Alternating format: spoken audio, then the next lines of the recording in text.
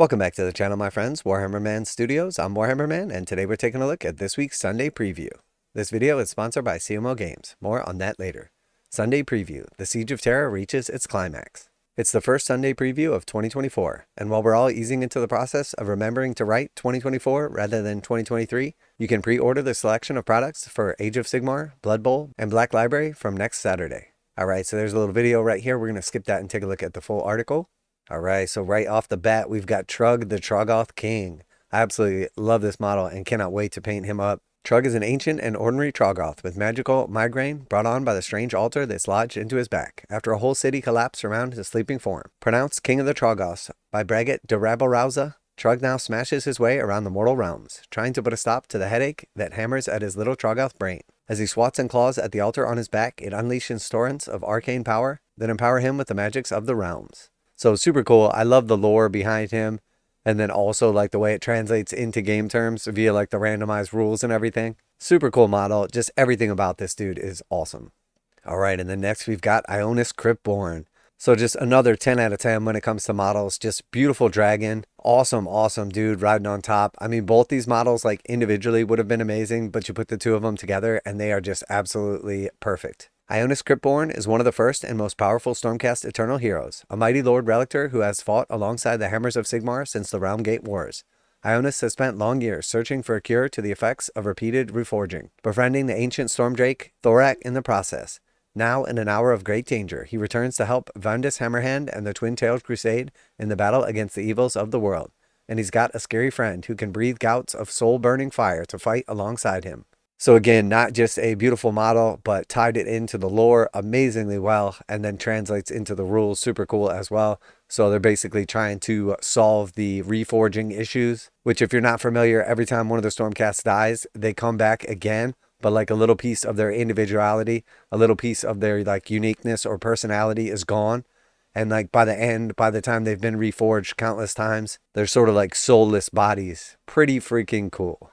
All right, and then we have Belthanos, Thorn of Kurnoth. So again, absolutely amazing model right here. One of the few that I missed out on, so I'm definitely looking forward to getting a hold of him. Really, really cool. And they did like the kind of like imagining of Alarielle when they redid the Wood Elves as Sylvaneth, and she's riding on like the giant beetle. And this is the reimagining of Orion. Obviously, we see a lot of similarities with the model itself, but now he's riding on what amounts to like a giant grasshopper. So very cool, very unique. I love the Wood Elves. They were my first fantasy army back in the day. So as far as like nostalgia goes, I don't really have it that much for like Warhammer Fantasy Battles. Haven't really gotten excited for like the old world stuff, but this guy definitely excites me. When the Twin-Tailed Crusade was beset by the savage ogre Gorgers in the realm of life, it was Belthanos who burst from the verdant thickets of Gyram to save the day, carrying a spark of the Sylvaneth god of the hunt with him.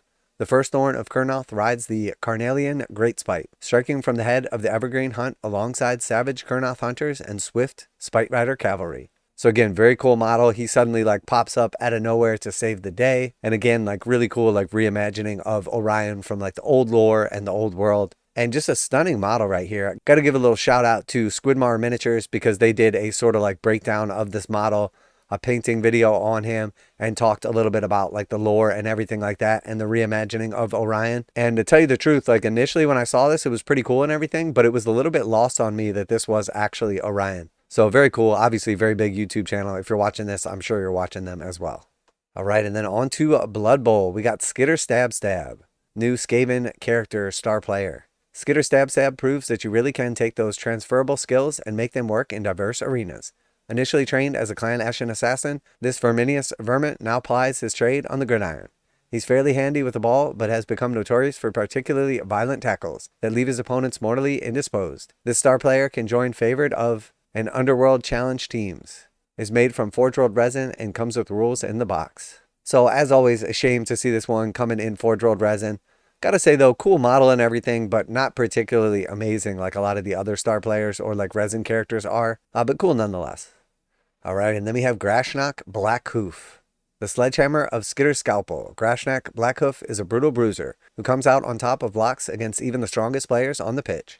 His horns let him plow through those sturdiest of cages, disrupting scoring plans left and right. Though dotted with cornate motifs, Grashnak is a free agent for any favored of team. He is cast in forgeworld resin and comes with rules. So nice looking model right here. Definitely cool, definitely unique, cool pose and everything. It's always a shame to see these cool models coming in resin when they would be so awesome in plastic. And it's strange too to imagine like how many more they would sell in plastic, but how many more they would actually have to sell for it to be worth them making in plastic. I really was hopeful that forgeworld resin was going away and everything was going to come in plastic. Unfortunately, that's not the case, but I'm not going to dwell on like little characters for necromunda or Blood Bowl.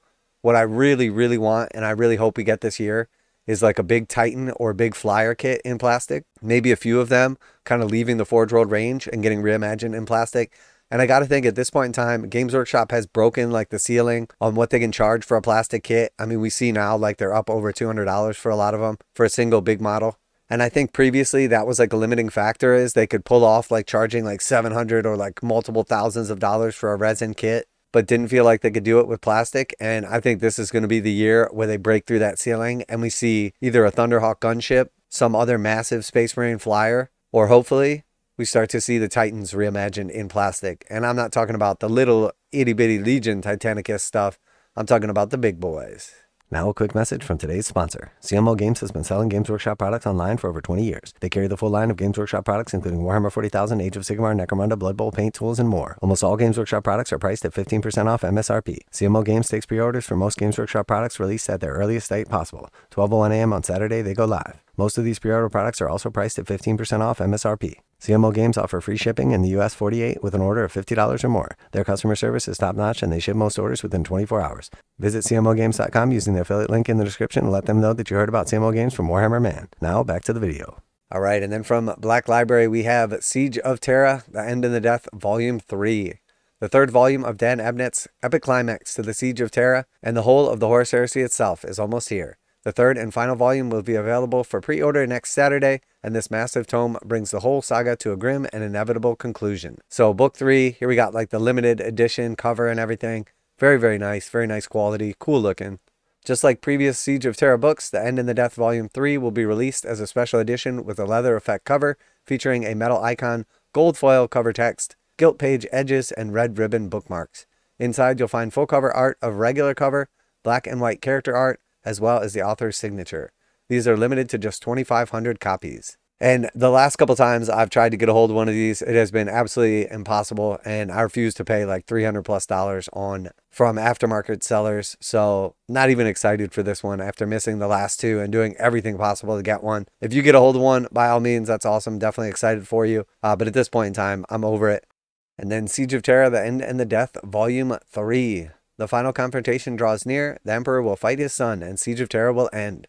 The dramatic denouement will also be available to pre-order in hardback, ebook, and audiobook formats. So if you want to just get a hold of the hardback or ebook, it is cool that they're going to be launching this right alongside of it. All right, and then we've got a Horus Heresy Siege of Terra bookmark as well. On the 13th day of Secundus, the bombardment of Terra began. And very cool, it has like the actual like Emperor's Throne, like pyramid deal going on as the top of the bookmark. Making your way through the whole Horus Heresy series, Siege of Terra included, is no mean feat. But with this stylish enamel and metal bookmark, you'll never lose your place in one of these action-packed tales. So yeah, very cool. Definitely excited to see all these big characters come into Sigmar. Huge fan of Ionus Cryptborn. The dragon is amazing. He is amazing. Lord Relictor, just so much awesome in this model. Already got Trugg built up and everything alongside his troll bros. Just a matter of busting out the airbrush and doing some work on these guys as well. Super excited to get a hold of a couple more Fell Waters and then just knock everything out. Still waiting on that Loon Shrine. I'm starting to think that they don't actually exist. And then, of course, I did miss out on Belthanos, so can't wait to get a hold of him as well. Definitely have a lot of fantasy stuff in my backlog, or Sigmar, I should say. But the truth is, I'm really, really looking forward to the new Flesh Eater Court stuff. I cannot wait to get a hold of the new character and paint him up. That's probably the most exciting model that I've seen in a long time. Definitely awesome to see them wrapping up the Siege of Terra series as well. And I'm sure a lot of people are excited to get a hold of this one. Let me know what you're excited about, what you're going to be picking up, or should I say trying to pick up this week. Always like to hear back from you guys in the comments. Special thanks to CMO Games for sponsoring the video. Check out the link in the description to save 15% on Games Workshop products. Make sure to tell them that Warhammer Man sent you. That's it for today. Warhammer Man Studios, I'm Warhammer Man, and 2024 is already off to a great start, and I'm out of here.